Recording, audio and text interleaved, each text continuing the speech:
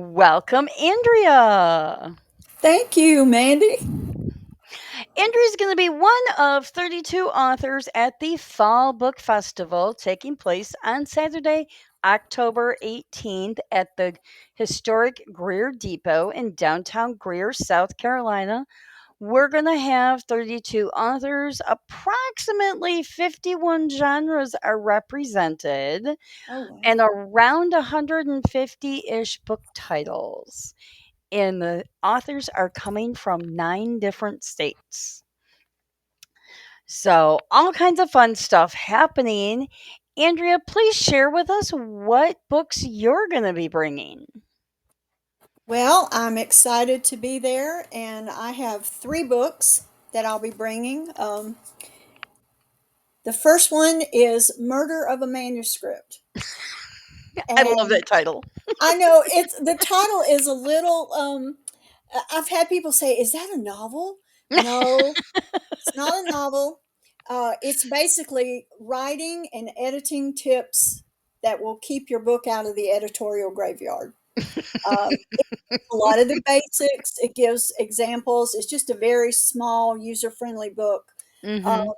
so hopefully the writers at the festival will be interested in that one. Um, I also have Praying for the Prodigal. Uh, Oh, yes, this is actually the story of my two prodigals and my 5+ years journey dealing with prodigals. Um, it tells a lot of what God taught us through that time, how He took care of my kids, protected them, brought them back home. It's basically written for the purpose to give those dealing with a prodigal hope.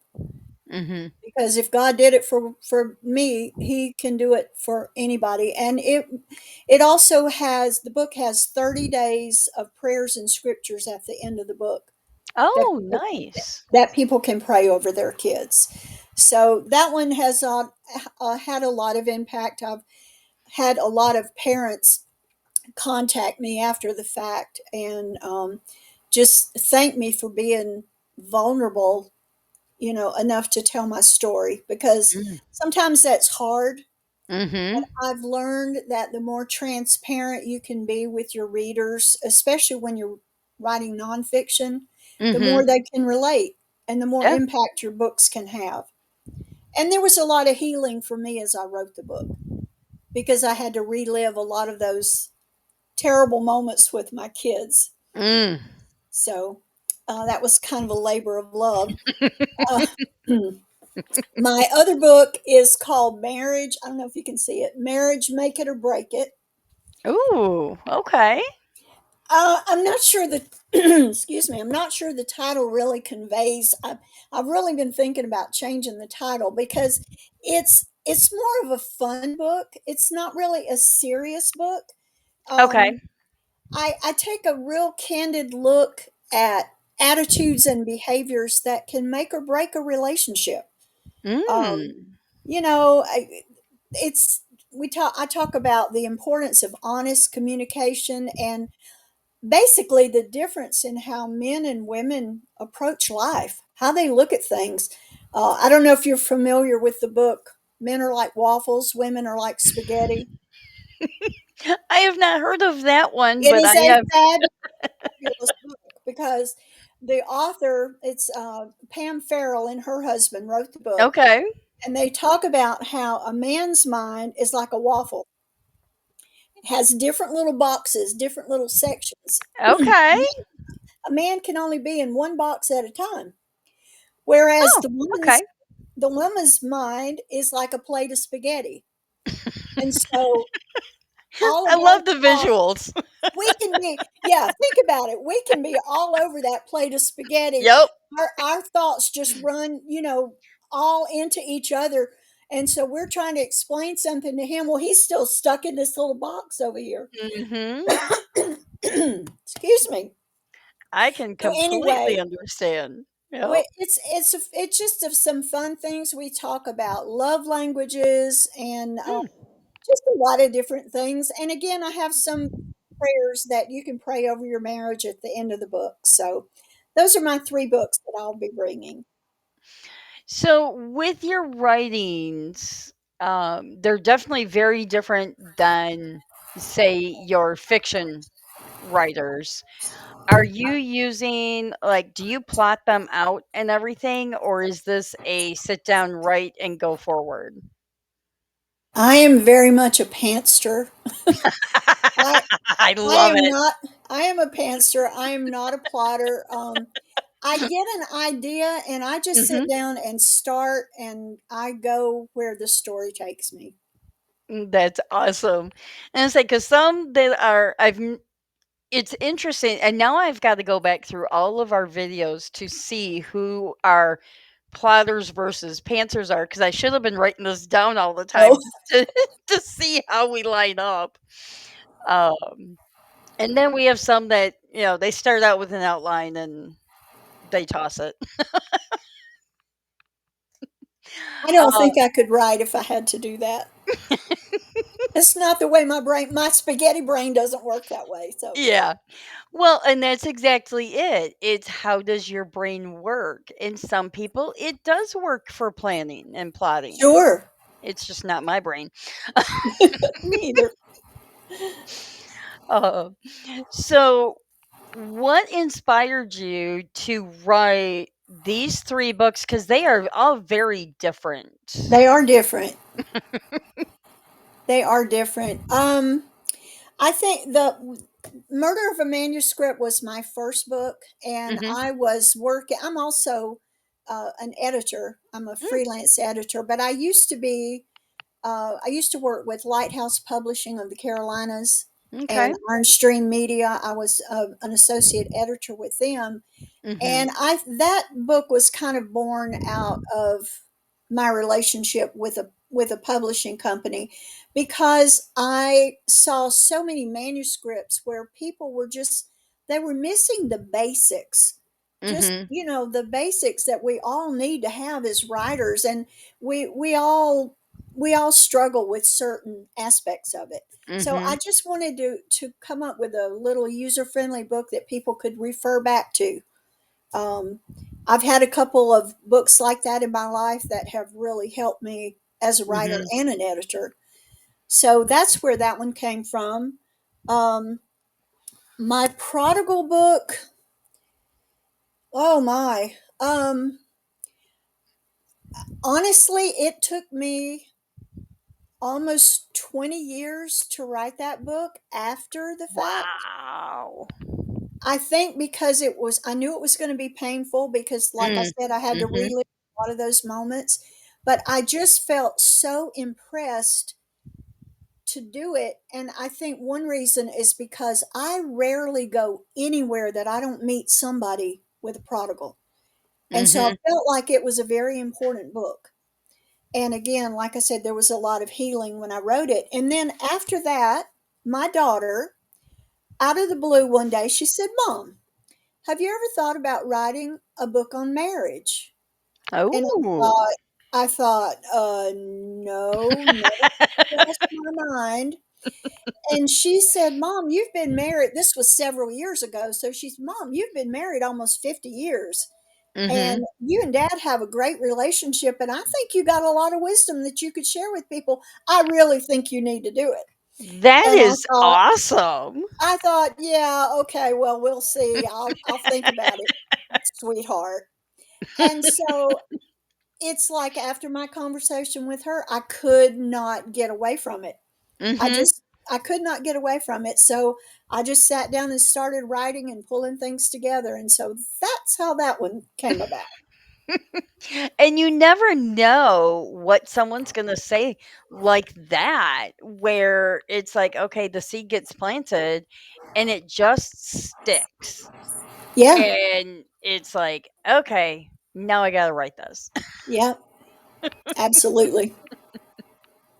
So you mentioned that you are or you were an editor. I was an editor with a couple of small publishing houses. Now I'm just a professional freelance editor. Okay, and what do you edit? Do you edit novels or is it articles or What? Um, primarily novels and nonfiction books. Okay. Uh, I do pretty much everything except for children's books. Okay. I don't Those really are do, not easy. yeah, I don't really do sci-fi, fantasy, that sort of thing. So, Okay. contemporary novels and nonfiction. And I'm an associate editor with ChristianDevotions.us. It's, Oh. it's a devotional site. I've been working with them for about 20 years. So Oh wow. I edit a lot of devotions Okay. and I write a lot of devotions. So, Awesome. So, what got you into the editing world in the beginning? What brought you into the editing world? well, I I've always had an eye for detail.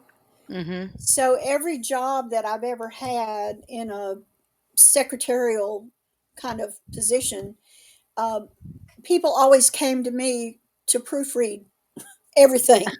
So, I've always had an eye for that, and being an editor is not something I ever aspired to. Never Okay. dreamed that it would happen, but when I started working with the Christian Devotions site, Mhm. I just started.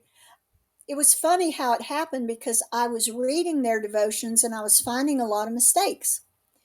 So Oh. I met the owner of the site and I asked her if she would be offended if I pointed some things out to her, if I pointed out some mistakes. And she was like, "Oh, heavens, no, I'm totally open to that." And so I just kind of fell into editing the devotions before they were posted. Okay. And then her ministry partner started a small publishing company, Lighthouse Publishing of the Carolinas. And he asked me if I wanted to be an editor. And I said, sure. And that was about 20 years ago. So it's like I said, it's not something I ever desired or planned. It just kind of happened. So, are your books published through them, or do you self-publish? My all three books were published through Lighthouse Publishing. Now, they were acquired by Ironstream Media. Ironstream Media still has my Prodigal book. Okay.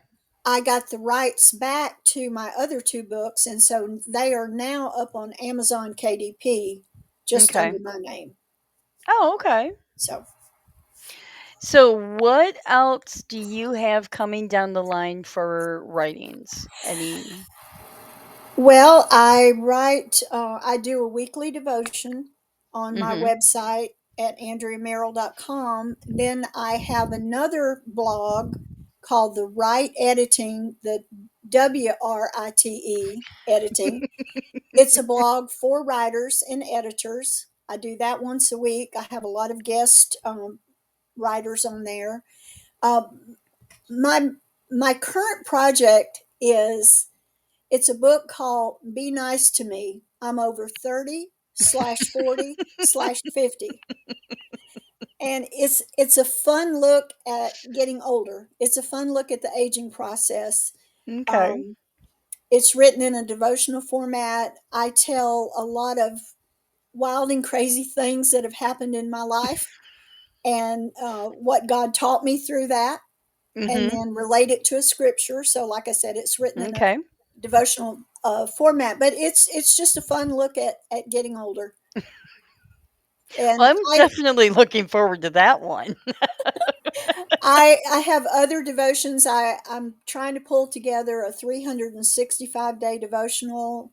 Ooh. Uh, I have several novels, all in different stages. So Mhm. I have a lot going on. I stay pretty busy.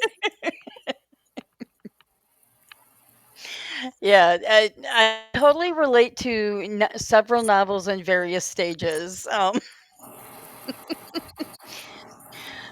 So with all of that, um, what do you like to do aside from your work and your writing and editing? You mean in what little time I have outside of Yes. those things? In your Um, spare time. I'm kind of a movie buff. I love movies, especially mystery, detective movies, that sort of thing. I have 6 grandchildren, Ooh. so that takes up some time. Mhm. Um, Gosh, I don't know. I used to do a lot of things. I used to do cross stitch and Mhm. crafty things, and I just find that I don't have that much time anymore.